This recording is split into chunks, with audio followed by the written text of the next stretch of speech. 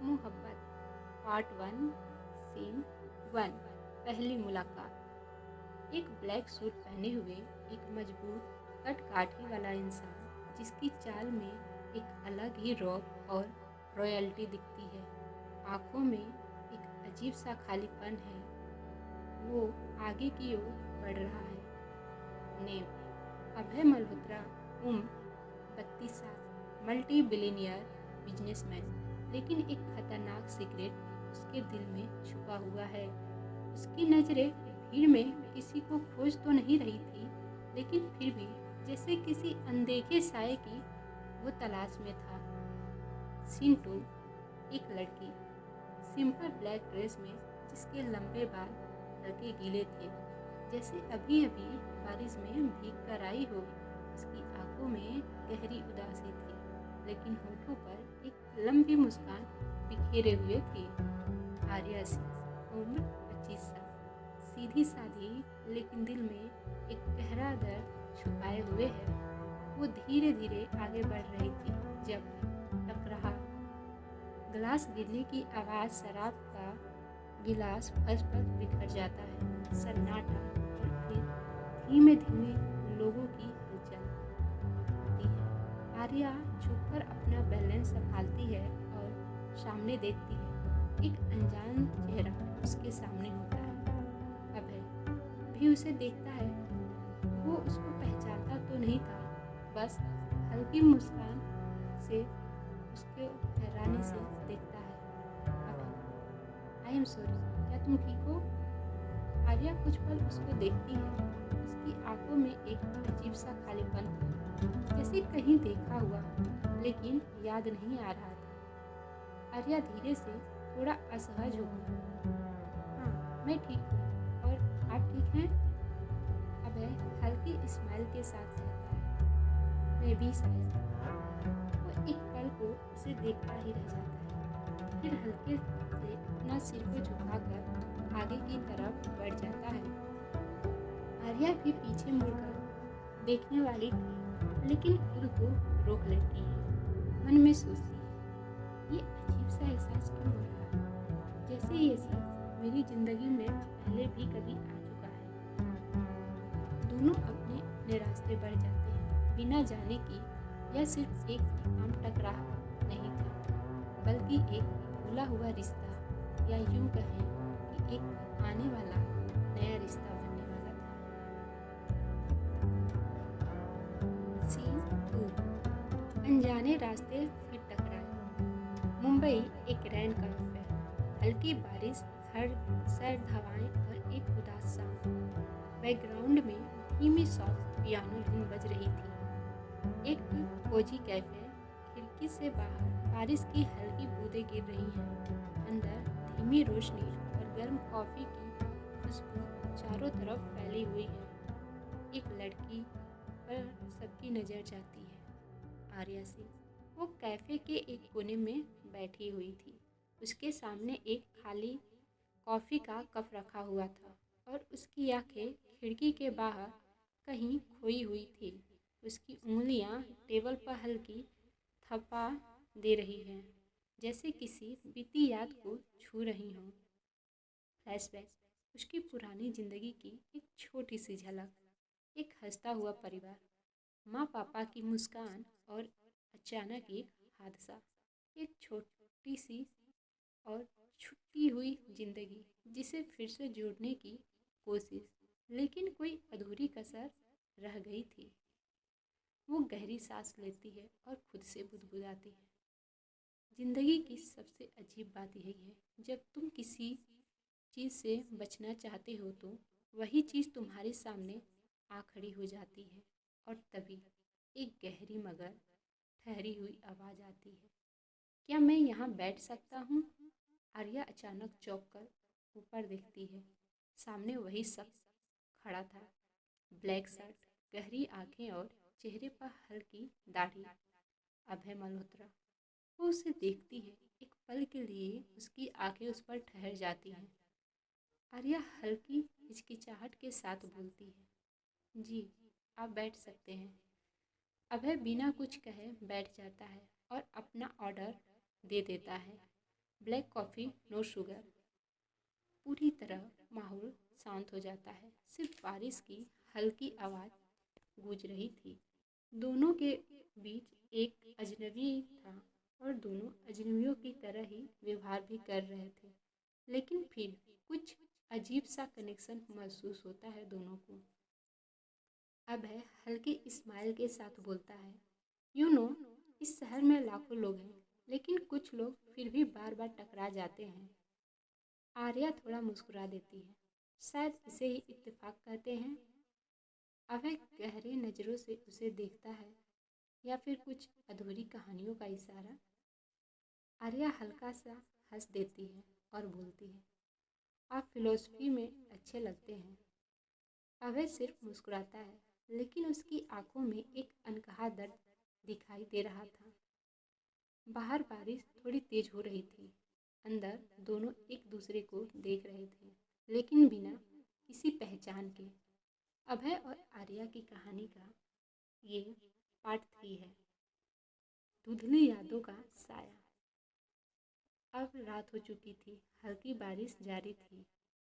अभय और आर्या अब तक अजनबियों की तरह ही बैठे हुए थे, लेकिन उनके बीच एक अजीब सा कनेक्शन लग रहा था, जिसे वो समझ नहीं पा रहे थे। अभय की आंखों में कुछ तो था जो आर्या को गौर से देखे जा रहा था, जैसे कोई भूली हुई चीज याद करने की कोशिश कर रहा हो। अभय धीमी आवाज में खुद से कहता है, ये अजीब सा ऐसा क्यों लग रहा है कि मैं इसे पहले ही कहीं देख चुका हूँ या उसको जानता हूँ। आर्या मन में सोचते हुए हल्का असहज होकर, ये शख्स, इसकी आंखें, मुझे क्यों ऐसा लग रहा है जैसे मैंने इसे पहले कहीं देखा है या महसूस किया हुआ है। उनके बैकग्राउंड में एक धीमा सस्पेंस म्यूजिक चल रहा था। अचानक कैफे के दरवाजे पर एक झटके से हवा चलती है और बिजली कौंध जाती है। फ्लैशबैक, एक अंधेरी रात, एक सड़क, किसी की चीखें और एक धुंधला चेहरा। आर्या के हाथ में पकड़ा कप हल्का कांप जाता है। अभय नोटिस कर लेता है और धीरे से पूछता है, आर यू ओके? आर्या थोड़ा असहज होकर छोटी हंसी के साथ, हाँ बस मौसम थोड़ा खराब है ना। लेकिन उनकी आंखें कुछ और ही कह रही थी।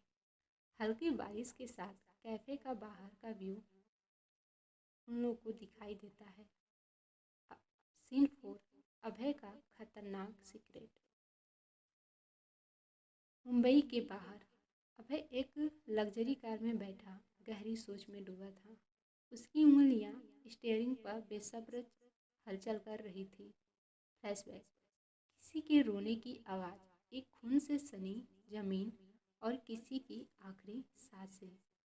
अभय गहरी सांस लेता है, जैसे कोई पुराना जख्म फिर से हरा हो गया हो। जैसे ही वो हवेली के गेट के अंदर जाता है, एक आदमी उसका इंतजार करता हुआ दिखाई देता है। एक बूढ़ा नौकर, जिसकी आंखों में डर और इज्जत दोनों थी। नौकर धीमी आवाज़ में, सर, वो फाइल अभी तक वहीं है, क्या इसे नष्ट कर दूं? अभय धीरे से लेकिन ठंडी आवाज़ में, नहीं, अभी नहीं, वक्त आने दो। सस्पेंस और सवाल, क्या आर्या का अतीत किसी हादसे से जुड़ा हुआ है? अभय के पास सिंह फैमिली की फाइल क्यों है? क्या आप इसे बता सकते हैं? लोकेशन मुंबई। आर्या का छोटा सा अपार्टमेंट। रात के 2:30 बजे। अतीत की परछाइयाँ। आर्या अचानक नींद में हड़बड़ाकर उठती है। उसकी सांसें तेज हो चली थी, माथे पर पसीने की बूंदें दिखाई दे रही थी और उसकी आंखों में डर साफ झलक रहा था। फ्लैशबैक, एक अंधेरी सड़क, जिसकी पे किसी के भागने की और एक चीख सुनाई दे रही थी। तभी एक कार का अचानक रुकना और एक चीख। आर्या धीमे से कांपती आवाज में खुद से, फिर वही सपना, वही अजनबी चेहरा, ये कौन था? वो पानी पीने के लिए उठती है, लेकिन उसकी बेचैनी बढ़ रही थी। वहाँ एक पुरानी तस्वीर रखी हुई थी, जो मेज पर थी, जिसमें एक बच्ची अपने माता पिता के साथ थी। तस्वीर पर हल्की धुंध जमी हुई थी।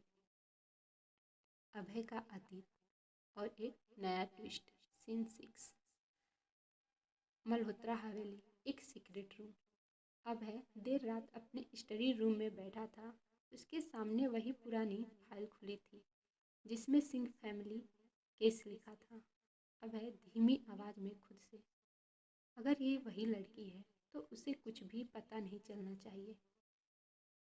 फाइल के अंदर कुछ तस्वीरें थी। एक फोटो में एक छोटी बच्ची अपने माता पिता के साथ खड़ी थी, वही फोटो जो आर्या के पास भी थी। अचानक उसका फ़ोन बजता है। अभय फ़ोन उठाता है। लाइन के दूसरी तरफ कोई रहस्यमयी शख्स था। रहस्यमयी आदमी गंभीर आवाज़ में बोलता है, सर, वो लड़की अपने आप को पहचान लिया है। सर, वो लड़की, उसने आपको पहचान लिया है। अभय धीमी लेकिन ठंडी आवाज़ में, नहीं, अभी तक नहीं, लेकिन अगर उसे कुछ याद आया तो ये खेल बदल सकता है। अभय की आंखों में अजीब सा तनाव दिखता है। सीन 7। अभय और आर्या का आमना सामना। आर्या एक आर्ट गैलरी में खड़ी थी जहां विंटेज पेंटिंग्स और ब्लैक एंड वाइट फोटोग्राफ्स लगे थे। वो धीमे कदमों से एक पेंटिंग के सामने आकर रुकती है। पेंटिंग में एक छोटी बच्ची थी जो किसी का हाथ पकड़ने की कोशिश कर रही थी। फ्लैशबैक, वही धुंधला चेहरा, वही चीख, वही दर्द। आर्या धीरे से खुद से बुदबुदाती है, ये अजीब है, ये चेहरा, ये जगह, ये सब मुझे क्यों जाना पहचाना लग रहा है। तभी पीछे से एक गहरी ठहरी हुई आवाज़ आती है, अभय। शायद कुछ कहानियाँ दिमाग से नहीं दिल से याद आती हैं। आर्या चौंक कर पीछे मुड़ती है और देखती है अभय वहीं खड़ा था, उसकी ओर देख रहा था। कैमरा स्लो मोशन में दोनों की आंखें टकराती है और एक अनकहा सस्पेंस उनके बीच गहरा हो जाता है। क्या आप सब बता सकते हैं अभय और आर्या के अतीत का सच क्या हो सकता है? क्या आर्या को कुछ याद आने लगा है? अभय किस सच्चाई को छुपा रहा था? वो रहस्यमयी फ़ोन कॉल किसका था? मिलते हैं नेक्स्ट एपिसोड में, और नेक्स्ट एपिसोड में उनका सस्पेंस खुलेगा। तब तक के लिए bye bye and take care. जिन्होंने भी चैनल को सब्सक्राइब नहीं किया है, प्लीज़ आप सब चैनल को सब्सक्राइब करना मत भूलिएगा। लाइक कर दीजिएगा और प्यारा प्यारा कमेंट, ताकि हमें मोटिवेशन मिलती रहे। और जो भी थोड़ी त्रुटियाँ हों प्लीज़ माफ़ कर दीजिएगा। धीरे धीरे ये भी